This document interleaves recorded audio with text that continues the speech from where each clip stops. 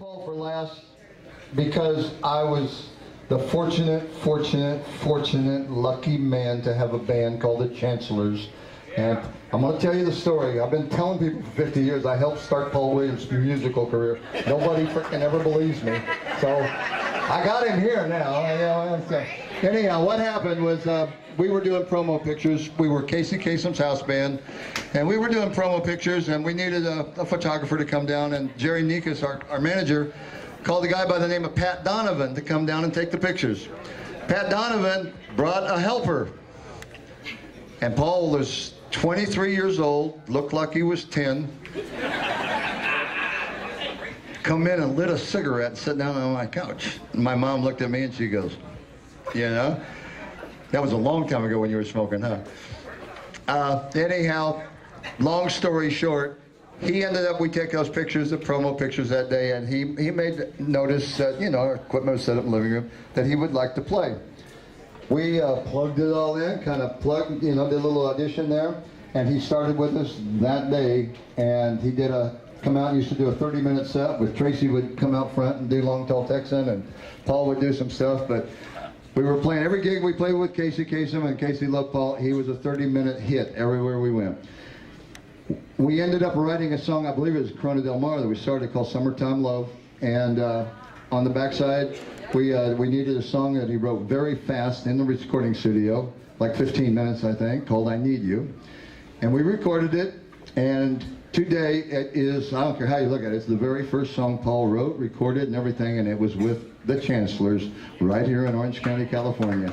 Would you please bring up Paul Williams?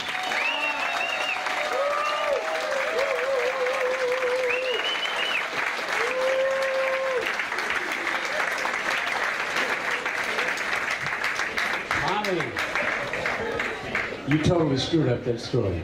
No, actually, you told me the story, but what you left out is that the night before, when the guy asked me, "You want to go? Like, if you'll carry the camera equipment, I'll give you a few bucks." I was an out-of-work actor. I couldn't get arrested as an actor. I looked like a kid until you put me next to a real kid. Then I looked like a kid with a hangover. It was just. So he said, "We're going to go shoot this group. I'm going to go take pictures of this group called the Chancellors, you know." And I was starving. I didn't have any money. He says, if you carry the bag and stuff, I'll give you a few bucks. And that was a big deal. Well, that night I thought, a band? And, you know, and I'd never written a song in my life, but I thought, I'm going to write a song. So I showed up with, I think, Summertime Love and I Need You. Well, I think we did the music. Yeah, exactly. But, you know, I came up, I said, do you guys want to buy a song? It goes like this. June is the, it's a horrible song, I'm sorry. June is the magic. It's a very cool song. June is the magic. I just sang it like a cappella. June, wait. You see that? But anyway, I had no idea that I was ever going to write a song. I wrote these two lyrics, sang to these guys, they pull out their instruments, and all of a sudden, we're sounding really good. No, they're sounding really good, and I'm muscling my way in. And what I have to say that is amazing is when their manager, who saw some money in it evidently or something, decided that you should record with the Chancellors. What I said to Tommy, and I said him just like an hour ago, didn't you guys think, get this little gnome out of here? We're a band, you know, somebody goes, June is the magic month for me. We don't want to do that. And he didn't. What he did, and what Tracy did, and what all the guys in the Chancellors did is that they put their arms around me and they made me feel a welcomeness that I had never felt in my life. And at that moment, in that acceptance, in that being a part of a musical family, my connection to music was born.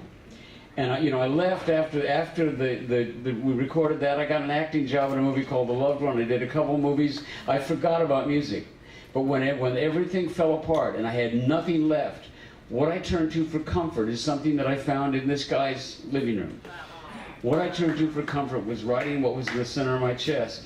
And the next thing I know, I'm at A&M Records and I'm writing songs with guys like Bill Medley singing them and the Carpenters and Three Dog Night, and the career that I have today that is a life beyond I could have ever imagined.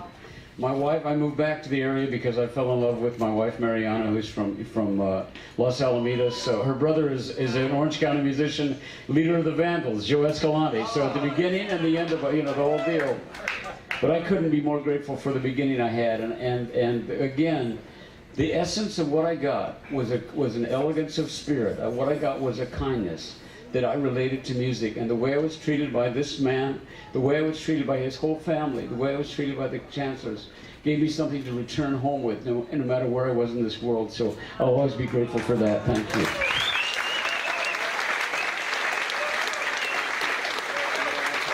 You have a Grammy, and you have an Emmy, and now you have an OCie.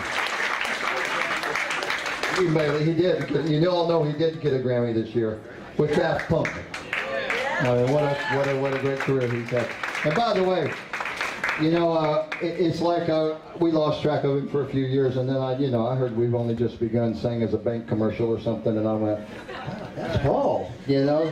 And I contacted him at A&M, and I got to say, I think I was in the A&M office. I went up to see him when he had his Bugatti. When you just got your Bugatti. And is that Isadora's? Is that right? That's right. Yeah, he bought from the British Cunningham Museum the Bugatti that Isadora Duncan died in, I believe. No, I probably told you that because I was drinking at the time.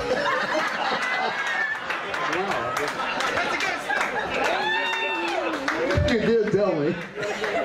Well, I was lying a little shit then, wasn't I? That's cool.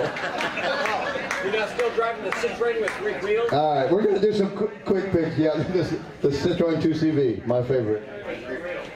And instantly I got chafed because I was in that car with your brother, who gave some guys the finger, and they chased us all the way through the Signal Hill. Do you remember that? Beating on that damn. I'm going to get out of here before we get up the rest. Tracy, God bless you, brother. Tracy's a storyteller. Tom and I were sharing this. We were in a restaurant, and I looked at 19, I looked 40, and Paul at 23 looked 12, right? So he had this ID that would roll out about 4 feet, right? Because he was tired of it. So his wallet just went. So he's drinking a beer, and some other people walk in and they go, "How dare you let your son drink a beer in our restaurant like this?"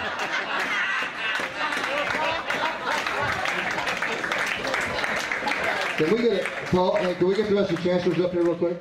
Come on, champ. Yeah, Gary, Pat, Lee. Come on, let's do what we got the opportunity.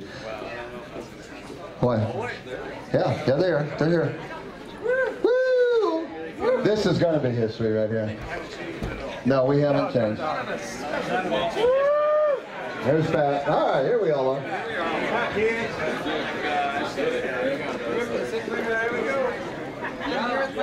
All right, where are we changing at? Wherever the camera has to leave. Cocktail out of the way. One more, guys. It's cheese time. All right. No, it's Thank you, not. Paul. Thank you, Dave. All right. My thanks to all of you for attending our little extravaganza, and it is a lot of work, and I promise you I am not doing any more of these. This is it. But anyhow, we got... What you're doing, man, I'm liking you.